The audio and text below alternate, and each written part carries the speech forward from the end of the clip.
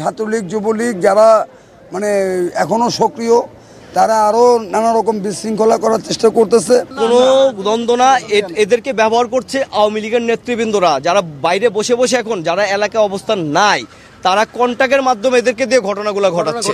এটা আওয়ামী লীগের পরিকল্পিত একটি ঘটনা। ও গেটে দাঁড়িয়েছিল, হঠাৎ করে একটা ছেলে এসে, ওর সাথে আরো বেশ কিছুজন লোক ছিল, এসেই মানে ওকে ছুরি আঘাত করে। তো সে বসা অবস্থা থেকে আমি দৌড়ে যাই, ওরা হাতে নাতে ধরে ওরে আমি বসায় রাখি আমার পাশে, এবং আমি পুলিশ ইনফর্ম করি। এটা আওয়ামী লীগের পরিকল্পিত একটি ঘটনা। এখানে অনেক টাকা পয়সা ইনভেস্ট হয়েছে। ওরা বসে বসে বেছে বেছে হত্যা করা ষড়যন্ত্র সৃষ্টি করতে চাচ্ছে। সে যে আওয়ামী লীগের সাথে জড়িত, এগুলো সবাই এলাকাবাসী আপনারা গেলেই জানতে পারবেন। আমরা ওইখানে বসা ছিলাম, আপনারা দেখতে পারবেন। গতকালও একটা রাত্রে আমাদের খেলা হয়েছে। আমরা চাই এলাকার শান্তিটা, পরিবেশটা ফিরিয়ে আনার জন্য আমরা ছেলেপেলেদেরকে খেলাধুলা করে এই পরিবেশটা শান্ত রাখতে চাই। আওয়ামী লীগের লোকজন বা ছাত্রলীগ যুবলীগ যারা মানে এখনো সক্রিয়, তারা আরো নানা রকম বিশৃঙ্খলা করার চেষ্টা করতেছে এবং তারা আরো করবে। হ্যাঁ, তো এটাই বোঝা যাচ্ছে, যার কারণে আজকে ও বাসা এখান থেকে ট্রান্সফার করলো, আর আজকে বিকেলে একটা লাশ পড়ে গেল।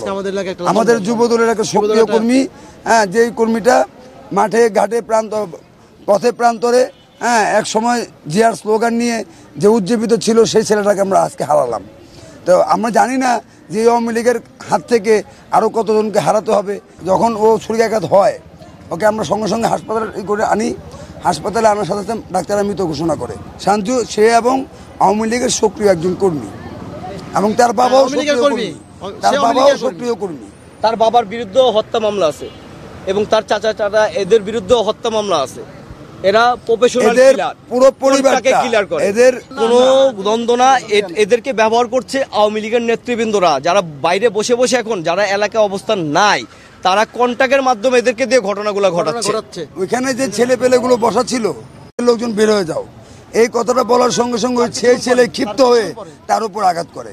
আঘাত করার পরে আমাদের লোকেরা তাদেরকে ছাড়িয়ে দেয়, এবং সে দৌড়ে চলে যায়। দৌড়ে আসার পরে তার বাবা এবং সে এসে এই ছুরিকাঘাতটা করে দেয়।